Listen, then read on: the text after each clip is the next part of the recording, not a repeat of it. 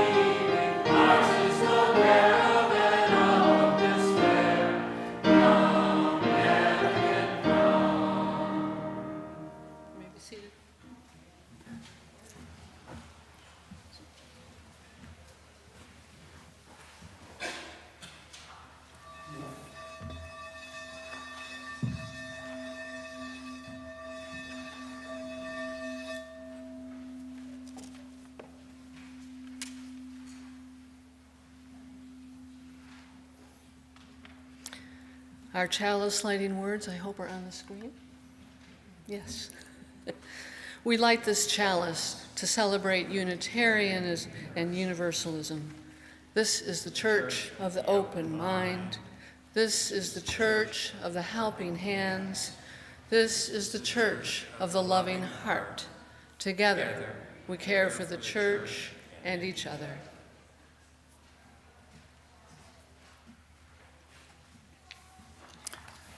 Hi, my name is Rich Overturf. I'm the worship associate today. And today, our Reverend Mitra Farsada is our minister. She's on sabbatical right now. In the pulpit today is our sabbatical minister, Reverend Alice Diebel. And I would like to thank everyone and welcome everyone here this morning. Whether you're in person or on Zoom, online, if this is your first time here or third or fourth time here, or if you've been coming here for years and years, we welcome you. And wherever you are on your journey, your life's journey, you're welcome here today. Thank you. And now we'll sing our opening hymn, number 34, Though I May Speak with Bravest Fire. Let's rise in body or spirit.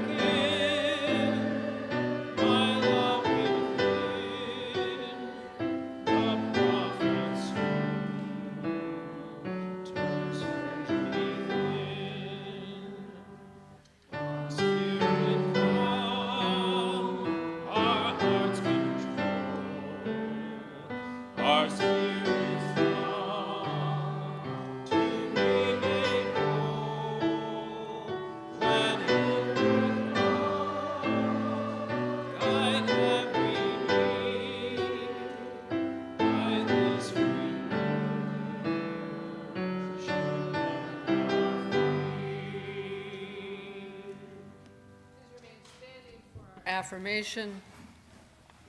This is the mission of our faith, to teach the fragile art of hospitality, to revere both the critical mind and the generous heart, to prove that diversity not mean divisiveness, and to witness to all that we hold the whole world in our hands. You may be seated. Thank you. This is the time in our service where we honor one another in this community with our joys and our concerns and our sorrows. If you are watching from home today, I invite you to write something in the chat if you want that shared publicly. Please come forward and take a stone for the bowl.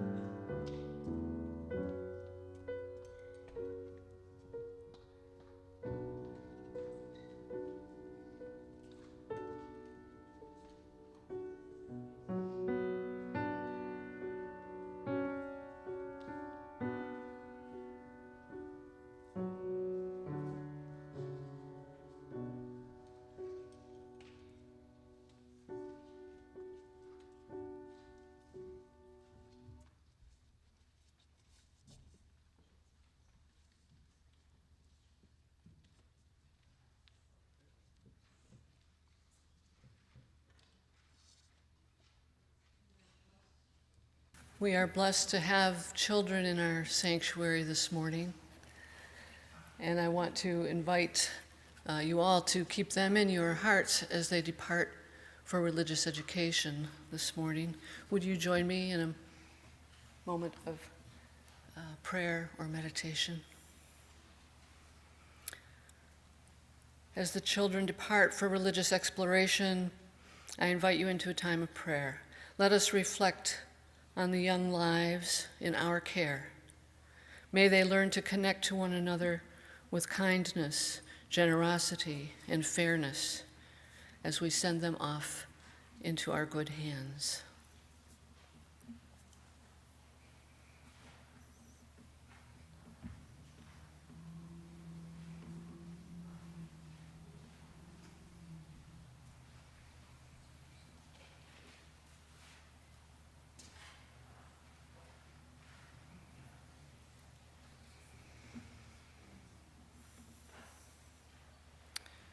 We have some joys and sorrows that have been left in the chat. Melissa Gutter and Noah are saddened by the natural passing of their cat, Fig. He's now with his mate, Misty.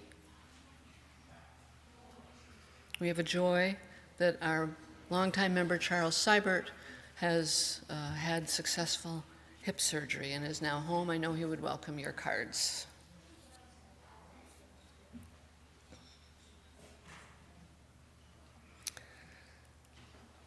Living Spirit among us, fill us with abundant love. We hold in our hearts all the cares of this community, all the joys and the sorrows. May they bring us together as we support one another in our sorrow and in our joy. We also turn our hearts to the larger world, the Iranian women who are protesting for their freedoms, the shooting in Thailand that included young children, the ongoing recovery from the hurricane. We also have difficult decisions to make ahead of us. May we be good stewards of this congregation's mission. May we bring open hearts and generous spirits to the choices that lie before us.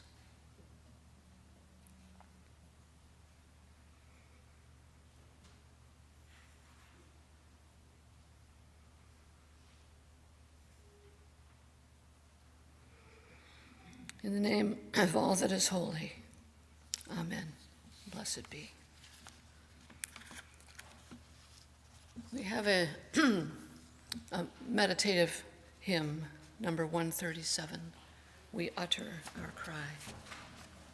Please rise and body your spirit. As this one is a little unfamiliar, I'm going to ask Peng Cheng to play it through one time, and then we will sing it together. We utter our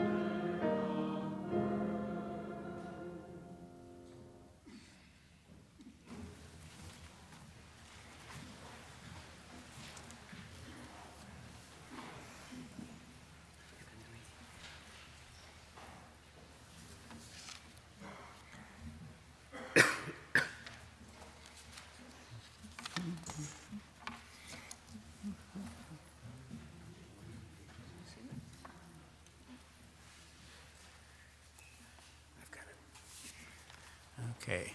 The reading this morning is from Margaret Wheatley, Turning to One Another. There is no power greater than a community discovering what it cares about. Ask what's possible, not what's wrong. Keep asking. Notice what you care about. Assume that many others share your dreams. Be brave enough to start a conversation that matters. Talk to people you know. Talk to people you don't know. Talk to people you never talk to. Be intrigued by the differences you hear. Expect to be surprised. Treasure curiosity over more than certainty. Invite in everyone who cares to work on what's possible. Acknowledge that everyone is an expert about something. Know that creative solutions come from new connections. Remember, you don't fear people whose story you know. Real listening always brings people closer together. Trust that meaningful conversations can change your world. Rely on human goodness. Stay together.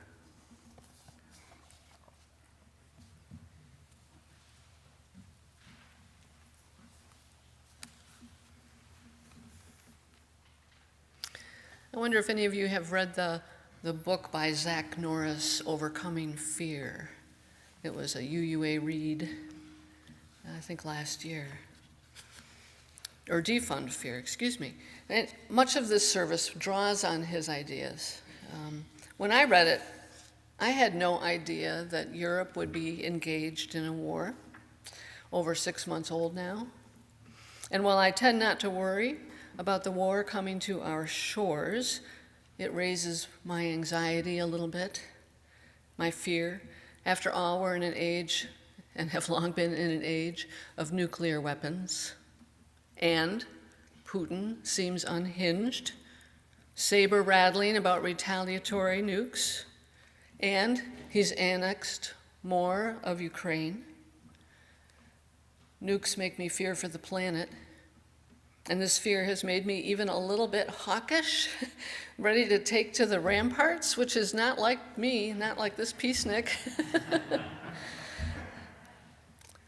Mutually assured destruction is a phrase I remember from the Cold War. Some of you may have had these experiences. When I was a kid, we used to have these drills, duck and cover exercises. I'm seeing some nods. You'd go out in the hallway, and you'd get down on your hands and knees and cover your head. I didn't really understand what it was all about. Nowadays, kids have active shooter drills, and that can be very frightening. When I was in high school, I worked for the Civil Defense Department in the city of Southfield, Michigan. Basically, this was a group of men, I'm pretty sure they were all men, and they would get together, they'd have meetings, and they'd monitor all the sirens, make sure everything was good. And my dad was a member. And he did it mostly because he and all his friends were members, so they all would take their motorcycles and go to the meetings, and then after the meetings they could ride their motorcycles. I don't really think motorcycles had anything to do with the civil defense, but that's what it was. They were activated during the civil unrest in Detroit in 1967, posted to defend the buildings and utilities in Southfield with rifles, while tanks rolled into the streets of Detroit. Fear. Who would be afraid in this situation? My dad was afraid he'd have to shoot someone. The people of Detroit were afraid they'd be crushed by tanks driven by their own government. Fear is that high alert emotion, immediate, in the present threat. And we usually respond, you probably know this, fight or flight or even freeze. Right, that's how we respond. And people can be afraid of everything from spiders and snakes to hurricanes or war. Fear helps us survive by responding in ways that protect us from losing something valuable, like our lives, our integrity, our loved ones. Bullies and leaders and autocrats know this, and they try to create a constant state of fear, which is not healthy. They rile up fear of a threat of some group of others so that we'll do anything to protect ourselves. You've seen this in past elections, I know. But they also include in this fear of the other the possibility of eliminating the other to stop the fear. This approach to creating our world is the furthest from turning to one another that I can imagine. Well, what fears are real? Violence and war are real, and while these events in Ukraine are not touching most of us personally, the televised images of them make it come alive, create fear. Watching the actual violence unfold in our capital on January 6th was very frightening, and the violent rhetoric that still goes on is frightening to me. Maybe it's just the fear that this is happening or can happen here, or maybe it's the fear of knowing what have we become as a species, as a human community. What kinds of atrocities are we willing to employ? But we're a creative bunch, right? Fear can be artificially manufactured in order to get people to fight a war. Leaders will create fear, fear of the other. Fear can be created like Russia created fear of the Ukrainians, unartfully calling them Nazis. How do we stop this? It seems so outside my control. What should our response be as you use to fear of all kinds? My mind and my heart are filled with fear about the uncertainty facing our world and my helplessness in the face of it. However, we do have a history of acting collectively in the face of fear, of turning to one another. Hitler entered Czechoslovakia on a lie that German speakers were being oppressed there. He was trying to divide the people. Sounds familiar, doesn't it? And the Unitarians sent the Reverend Waitstill Hastings Sharp and his wife, social worker Martha Sharp, into Czechoslovakia to undertake the Unitarians' first ever international relief project. They created travel documents for social democrats, artists, philosophers, and others who faced certain extermination if they couldn't escape. These documents were created at great peril to the Sharps and all of the people who helped them. And there were other efforts. The U.S. escalated the war in Vietnam based on a lie about the Gulf of Tonkin. Many UUs protested that war for years. After we invaded Iraq on a lie about yellow cake uranium, many UUs raised their voices against a preemptive war. And now Putin has entered Ukraine on a lie and annexed more of the country. For a while, the people of Russia were protesting under great risk to themselves. Putin bombed the smithereens out of Syria, and we did nothing. How do we stop it before we create World War III? This is a fear I have. Is it a real fear? War and genocide have been created in this world because of manufactured fear of the other. It's fake fear. It's a process of dehumanizing or othering and we have witnessed it through the ages, including at the beginning of our own country. I just saw a Facebook post yesterday. It said, who knows why we were taught to fear the witches and not the ones who burned them alive? And this isn't just in war. We see dehumanizing going on today through police violence in segregated communities and in racial disparities in healthcare and education and more. So Zach Norris, I mentioned the book, Defun Fear, he unpacks the idea of fear and othering in his book. The lie our public safety system offers is that black and brown people cannot be trusted, must be feared, and need to be controlled. What are white people afraid of? Right? Afraid of losing power, retaliation, fear of losing face. If only we could shift that thinking. Because what do we do? What we do when we're afraid is we create a framework of fear. It includes deprivation, suspicion, punishment, and isolation. In order to defund fear, we need to pay attention to what we invest in and what we need to divest from. We have invested too heavily and for too long in this framework of fear. First, deprivation. It's always been with us, the haves and the have-nots, but it intensified in the 60s when we saw a decline in the social safety net. According to Norris, there was a steady decrease in America's social contract investment. We started by depriving people of a safety net, or at least the investment was horribly uneven. Some people would get good schools, clean drinking water, and fresh air to breathe, while others were saddled with the harms that come from the disinvestment in education and health. Think about Flint, Michigan, or Jackson, Mississippi.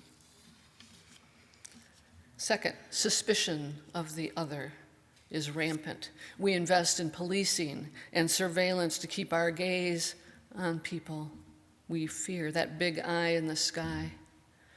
We invest in militarizing our police rather than in investing in our neighborhoods.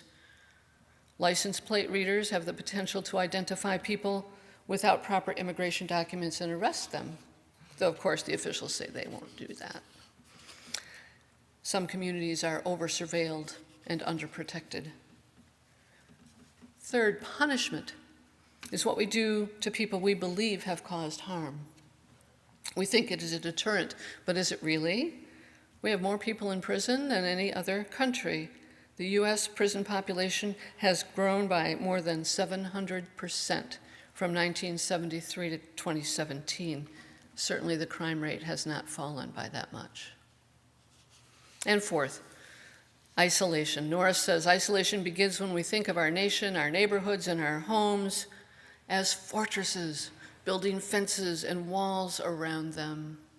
We segregate ourselves from particular people out of the fear that they might do us harm, they, the other. Segregation is as present now as it was during Jim Crow, created by our fear rather than by statute. In times of fear, the immediate response is fight, flight, freeze. Certainly flight or withdrawal can be protective when we're in danger. It's not a rational response, though. It's an automatic response. And it makes sense in some circumstances. The house is on fire, you need to run. But when fear is manufactured on a lie, we need a different response to quiet down the fear reaction so you can do something more rational. Brené Brown tells us to respect fear. Pull up a chair, sit with it, try to understand why it's showing up and what we might learn from it. And there are ways to do this, to fight the framework of fear through wiser choices. Trabian Shorter's on the old program, I hate to say old program because I miss it, on Being, suggests we try asset framing. He says we unintentionally reinforce othering by how we talk about people. Even well-meaning people who use deprivation framing language like marginalized, disadvantaged, broken down, at risk, to name a few, reinforce those characteristics in our minds every time we use those terms related to a particular community or identity group. That make sense? If that's the language we feed our brains about an identity group when we encounter someone from that group, we've conditioned our brains. That's our first impression. What labels have you put on others that are reinforced, perhaps without justification? I've done it. But we can learn to avoid talking about people as deficits. We need to turn Norris's framework upside down. What should we divest from? What should we invest in? And Norris again takes the framework and reframes it. First, from punishment to accountability. In situations of harm, accountability is done with the person, not to the person. Punishment is something done to someone, and if you've been harmed and never had to go to court, you're really kind of out of it. The state does all the work. There's no relationship. There's no repair. Accountability is grounded in the idea that restoration of relationship is possible. That's why the truth and reconciliation processes in South Africa were so successful. We could even turn to restorative practices in our own personal conflicts. We can also reframe deprivation to resources. We can shift resources from a militarized police force and surveillance equipment to a social safety net. Can we put generosity of spirit in the social safety net? We can shift from suspicion to relationships. Norris says safety is not tied to our capacity to watch our neighbors, but rather based on our capacity to truly look out for one another.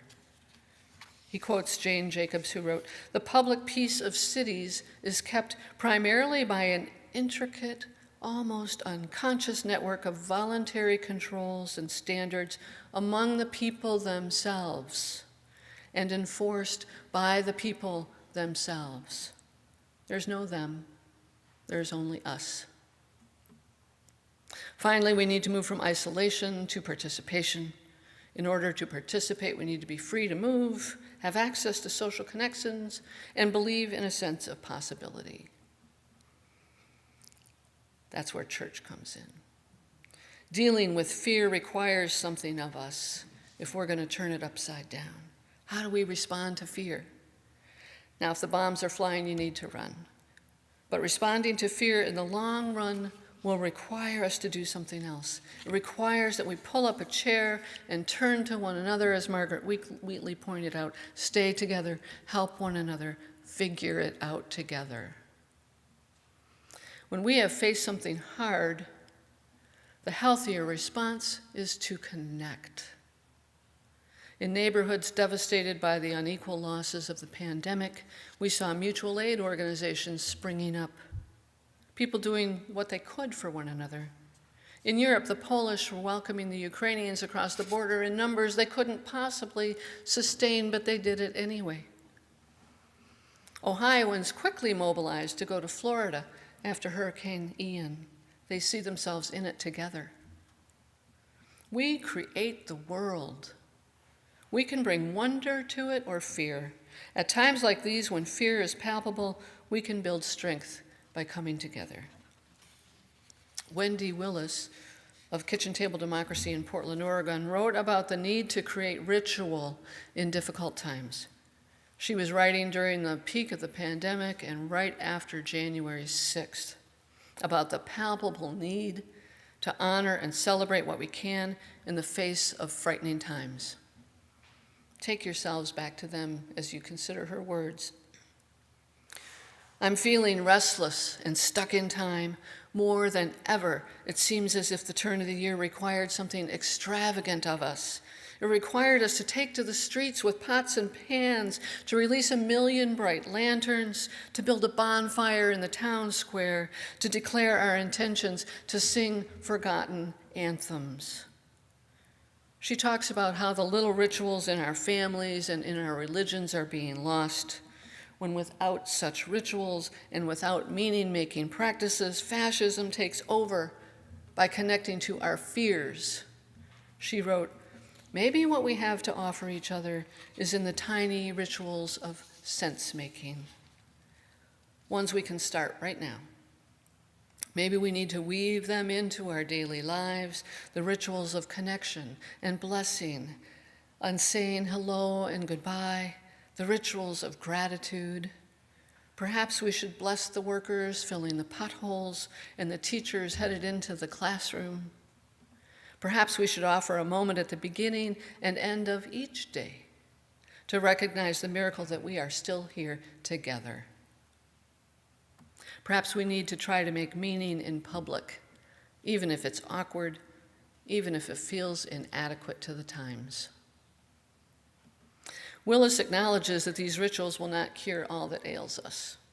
She recognizes the need for courts and institutions, and I would maybe add the press, right, to stand up against anti-democratic forces.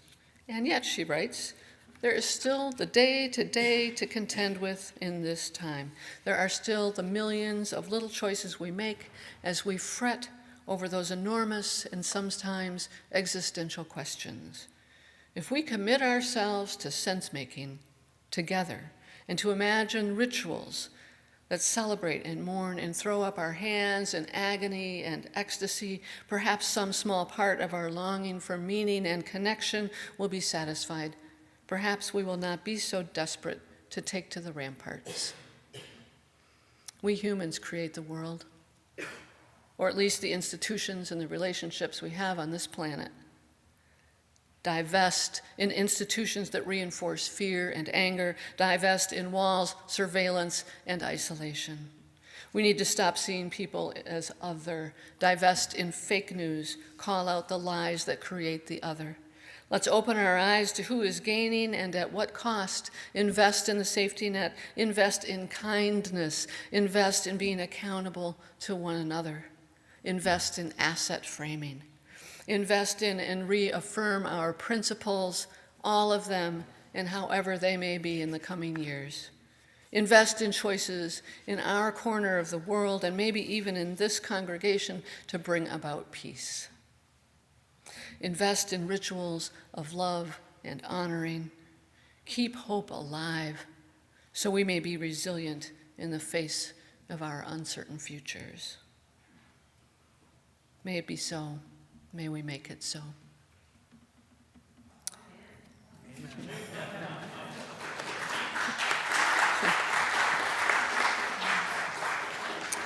And we'll take the offering now.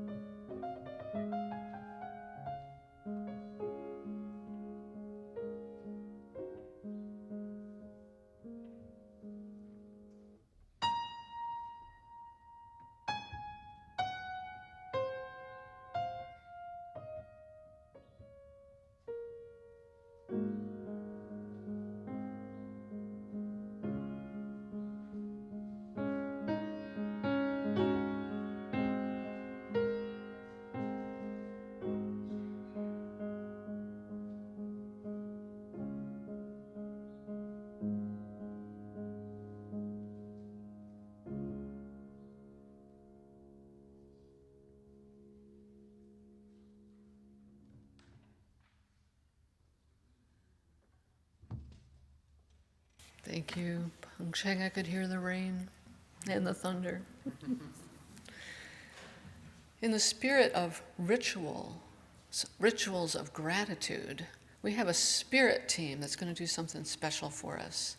So I want to invite Melanie Malavia and Lynn O'Brien. Come on up.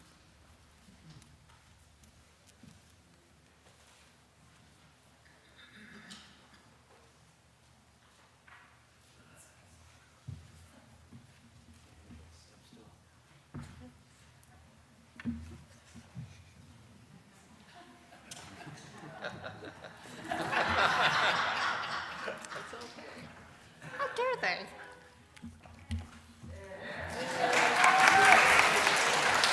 You color. Well, I want to welcome you to what we've termed as the big thank you celebration. And I just want you to know that this started when Jim McDonough was leaving the board, and the board wanted to have a celebration for him. And he said, no, no, no. I want the celebration to be about the people who, I'm sorry, who make this church. And so that's how this started. So we call it the big thank you celebration, and this is how it works. Now you have to pay attention because there's a lot here, and if you miss one thing, you won't know what to do. Those of you who are streaming will get to sit there in your jammies. We won't see you, raise your hand, but please consider yourself included as appropriate. So each of us will read a section of the volunteer functions, and if they apply to you, we'll ask you to raise your hand. Got it? If it applies to you, raise your hand. And at the end of each category, those of you without your hand up will respond with thank you. And then those with the hands up will put them down. Now there's a lot to this, so as we get going, I expect you to be smart enough that I won't have to say all these words, right? Right. Okay, go ahead. So throughout the exercise, hands will be popping up and down. There'll be a lot of thank yous. You might get confused, but don't worry. Mistakes won't matter. And we'll applaud when the entire exercise is over. Okay, raise your hand if you currently work in the office when Nancy is off, are the historian, the librarian, or anyone who helps them, help with data entry and updates, or update the leadership list. If you've done any volunteering in administration that we didn't mention, or have volunteered there in the past, put your hands up. Thank you. They got Wonderful. it. They got it. I told you they were quick learners. Okay, so raise your hand if you're currently managing the rotating art exhibits at St. John's, lining up artists, or if you help to set up or take down the exhibits. If you have done any of the volunteering around the art gallery that we didn't mention or have volunteered there in the past, please raise your hand. Thank Thank you. Raise your hand if you currently serve on the board, are the parliamentarian, or if you've done any volunteering on the board that we didn't mention, or have volunteered there in the past, please raise your hand. Thank you. Thank you. Raise your hand if you are currently lead or serve on an ad hoc committee such as outreach or personnel or leadership, or if you've done any volunteering in these areas that we didn't mention or have volunteered there in the past, please raise your hand. Thank you. Thank you. Raise your hand if you currently provide audiovisual support during services, meetings, and events, are a Zoom usher or producer, produce and or schedule AV and Zoom support, and if you've done anything with audiovisual, broadcast, or production that we didn't mention, now or in the past. Thank you. Hey, you guys are getting it. Raise your hand if you are currently provide support in caring for members in need. You help to schedule volunteers, or you volunteer to drive or fix meals, send cards, or help with memorial services. and manage the memorial services in the garden. If you have done any volunteering around care and compassion that we didn't mention or have volunteered there in the past, please raise your hand. Thank you. Thank you. Raise your hand if you currently maintain the website, oversee or edit e-news, oversee Facebook page, print brochures, make posters, take pictures, provide PR support, develop marketing and brand strategy. If you've done any volunteering in communication and marketing now or in the past, raise your hand. Thank you. Raise your hand if you currently act as treasurer, assist the treasurer, or are fund trustees, or if you've done any volunteering in finance that we didn't mention in the past. Thank you. Thank you. Raise your hand if you currently oversee Kroger cards, Amazon, or other reward systems, manage the auction, help with the auction, help with any other fundraiser. If you've done any volunteering in fundraising, raise your hand raising. Thank you. Thank you. You guys are lucky. We were going to have you stand up. Don't tell them we are. Raise your hand if you are currently lead and organize the annual pledge campaign. Help with the campaign, monitor pledges, follow up on pledges and arrears, plan or help with the capital fund campaign. If you have done any volunteering in generosity in the past that we didn't mention, or just raise your hand. Thank you. Thank you. Raise your hand if you currently monitor environmental standards of the congregation and maintain the green sanctuary status, manage the recycling bins, manage the compost. If you've done any volunteering anytime with Green Sanctuary, hold your hand up. Thank you. Raise your hands if you are currently welcome visitors to services and events, maintain literature for guests, track new members, make name tags, distribute name tags, hand out songbooks, collect offerings. If you've done any volunteering in the great greeter team that we didn't mention or have volunteered in the past, please raise your hand. Thank you. Raise your hand if you currently oversee landscaping contractors, care for the gardens, maintain the playground, manage and maintain the grounds. If you've done any volunteering on the grounds that we didn't mention or anything in the past, please raise your hand. Thank you. Raise your hand if you currently monitor the building health and safety systems, manage the AED, the fire safety system, the first aid training and supplies, manage the security system and monitor keys, and maintain guidelines for safe sanctuary. If you've done any volunteering around security, health, and safety that we didn't mention or have done this in the past, please raise your hand. Thank you. Thank you. Raise your hand if you manage the kitchen, maintain serving and entertaining supplies, buy coffee or any supplies, oversee coffee hour volunteers, wash towels, volunteer for setup and cleanup anytime. If you've done any volunteering in the kitchen or around coffee hour, what'd I do? Oh, there he is. Just everybody. Yes. Anytime. Thank you. You skipped one, so I'm going to go back. I did. What did I skip? Raise your hand if you are currently lead the master plan committee, serve on the master plan committee, work with finding architects, contractors, or anything connected, oversee contractors. If you've done any volunteering around the master plan that we didn't mention or have volunteered here in the past, please raise your hand. Thank you. Yes. Raise your hand for leading or serving on the connections team, answering questions about membership, facilitating book signing, maintaining the members board in Kroll Pfeiffer, help members integrate into the community, or anything around membership and connections. Now or in the past, raise your hand. Thank you. Thank you. Raise your hand if you currently direct the choir when needed. Assist the choir director. I don't volunteer, though. Okay, Well, you did. you did in the past. Assist the choir director.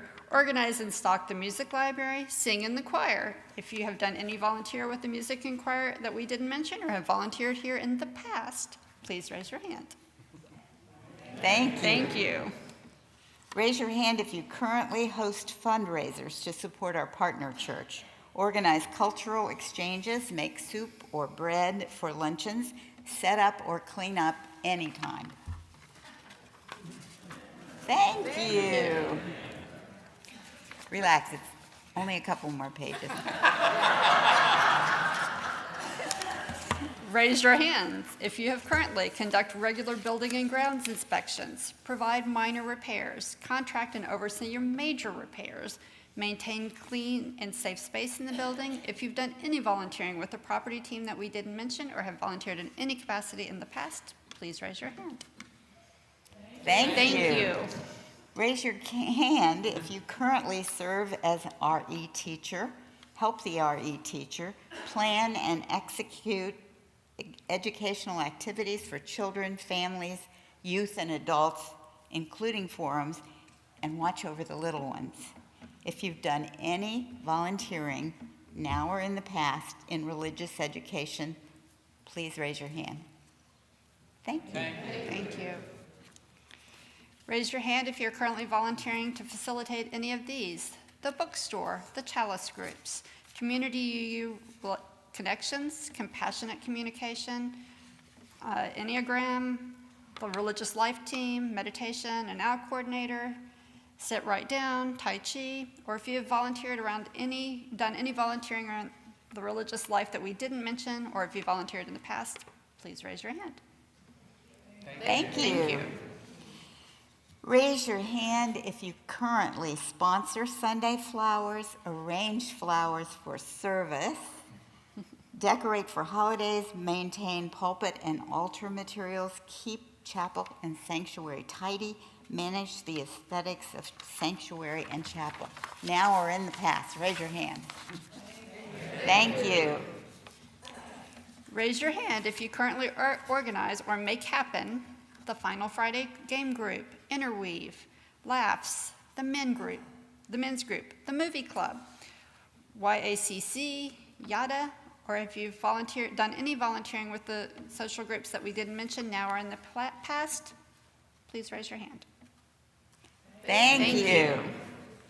Raise your hand if you currently lead a social justice group, manage or serve on the Split the Plate program, provide guidance for social justice groups, manage social justice funds, facilitate synergy across social justice groups, support community activities for immigrants, work with outside organizations for the homeless and other projects. Any of the things around social justice, raise your hand. Thank you. Raise your hand if you currently lead the spirit team. Oh, look, Lynn, it's for us. In highlighting group or individual volunteer acts, research, write, or nominate candidates for the Spirit Awards, or if you've done any volunteering on the Spirit team that we didn't mention now or in the past, please raise your hand. Thank you. Raise your hand if you currently provide computer support, troubleshoot Wi-Fi and internet service, maintain equipment for AV. If you've done anything with the technology team now or in the past, raise your hand. Thank you. Raise your hand if you're currently representing St. John's in denominational affairs, representing St. John's at community events, liaison with the wider UU world. If you've done any volunteer with the wider UU world that we didn't mention or have volunteered in any capacity with them in the past, please raise your hand. Thank you. Raise your hand if you act as a worship assistant, provide lay sermons, organize the Earth Spirit presence at St. John's, and assist the minister in providing support and counseling. If you've done any volunteering with the worship team, now or in the past, raise your hand. Thank you. Okay, let's take a couple of breaths. We'll go in your seat and get ready for the big finale. Will those who are currently serving in St. John's in any volunteer capacity please stand up and stay standing? If it's uncomfortable to stand, raise your hand and keep it up. Please look around and notice the diversity of ages, backgrounds, circumstances, professions, and any other distinctions. Notice those who serve us. Without them, could we even do church? Stay standing. Will those of you who have served at St. John's in any capacity in the past, please stand if you are able, or raise your arm and remain so. That includes choir. Did we leave choir out? Nope, choir. Okay. Look around. These are the people who provided this space for our current work to take place. They've joined with the people who are paving the way for St. John's future. If your hand is not up or you're not already standing. Will those who have made a pledge please stand up if you are able, or raise your hand and do so. Will those who have participated in any church money-raising activities anytime stand if you are able, or raise your hand and remain so. Will those of you who have donated time and talent to St. John's for any reason stand up or raise your hand and remain so. Will those of you who are new to the church or are first-time visitors, please stand or raise your hand. By being here, you enrich us.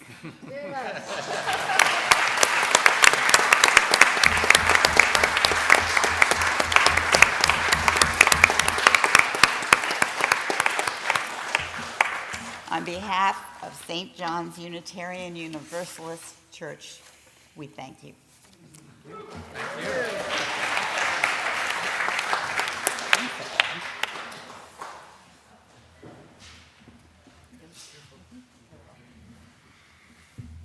I'm now going to ask you to stand and body your spirit again. We're going to sing, though, this hymn reconnects back with the topic of today, but also I think does connect with what we just witnessed, because it's 10:12 in the Teal hymnal, When I Am Frightened. And it's one that, again, this is what you get when I just look through the hymnal at the back and go, this one could be good, and everybody goes, we've never sung this one before, maybe, but it's interesting if you look at the words, because it's someone asking and pleading for help, or at least companionship. And when I am frightened, will you reassure me? When I am uncertain, will you hold my hand? Will you be strong for me? Sing to me quietly. Will you share some of your stories with me?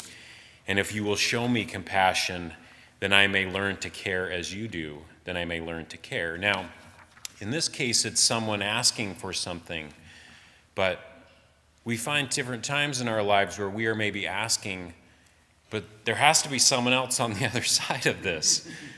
And maybe we are in a position where we can be the one to provide that. And whether it be the services that we provide through all the fantastic work that we do to make this community what it is, but we also all have needs. We have times when we need to turn to someone and need that love and support, and look at the love and support that we just witnessed that we're already providing because we're here.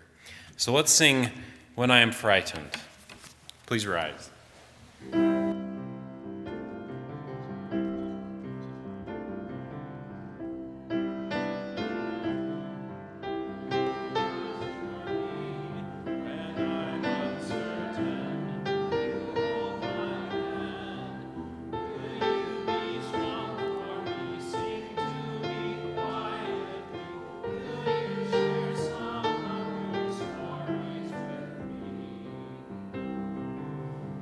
If you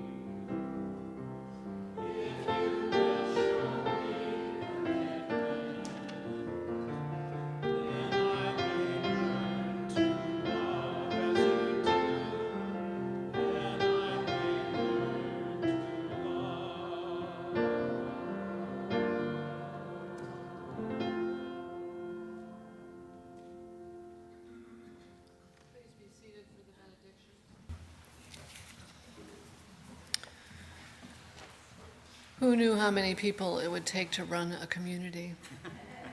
The theme, the theme for the month is community, and this comes from Stephen Charleston's book, Wild Faith. We are a bunch of wild believers, those of us who break the rules for a good cause. We practice undisciplined smiling when others preach doom and gloom. We are out back helping feed the neighbors, while others are up front talking about why the neighbors are not hungry. There is more than a method to our madness of love. We are not disrespectful of somber predictions for our shared future, but unwilling to let resignation be our best shot. We are joyfully insistent on the alternative of hope. We are unapologetically committed to trusting something bigger than ourselves. We are wild because faith is wild when it is untamed by the fences of fear. Amen. May it be so. Please do stay. We have a couple of announcements. You all know there's a congregational meeting, 12:30? Is that right? 12:30 today? And you have an important vote to make, so please do stay for that. Also, Roberto Enriquez and Wanda Crawford got married recently, and they invite you, They invite you to join a celebration of their union. They're having an open house on Saturday, October 15th from 3 to 6. Please see the e-news and the slides for all the details. Congratulations. Nicole.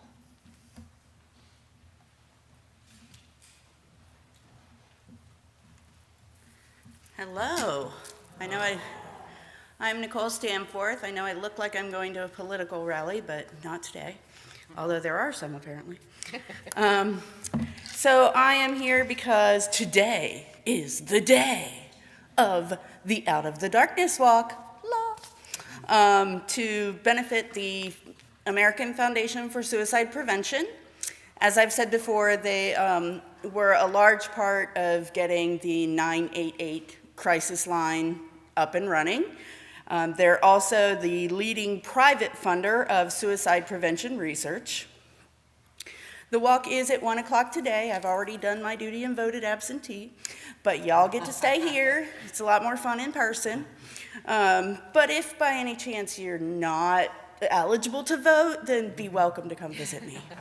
Come with. I'm offering rides. So if you were to come to the walk, and if you've come in the past, you would see people wearing beads. And it's not Mardi Gras.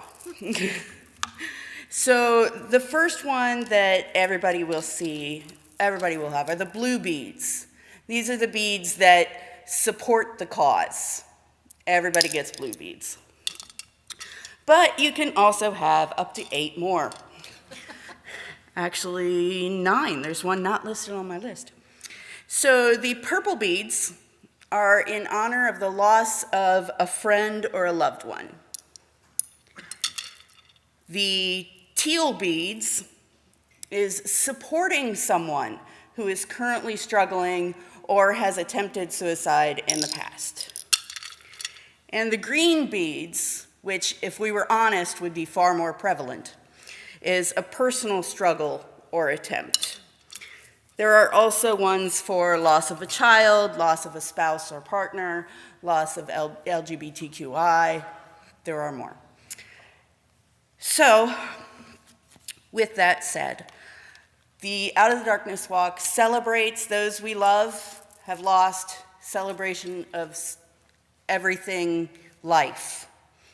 And to do that, we fundraise.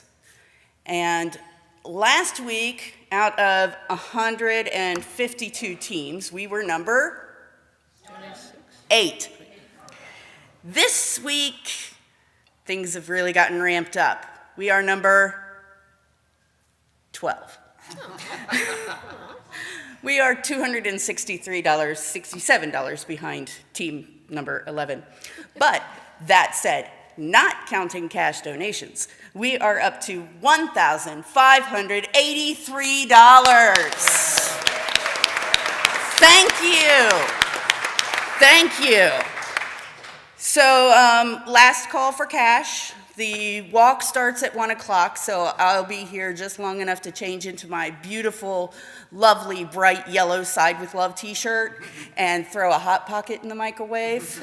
They usually do have free pizza and conies, but I don't know that I'm gonna get there in time. So anyway, you can catch me in those last 3 minutes before I walk out the door, or Bridget is hiding somewhere. Bridget's shoe is coming with me, so you can give her money too. All right, thank you, everyone. It's not too late to donate. You can still give me cash or donate online. Thanks, Nicole. All right, thank you, everyone.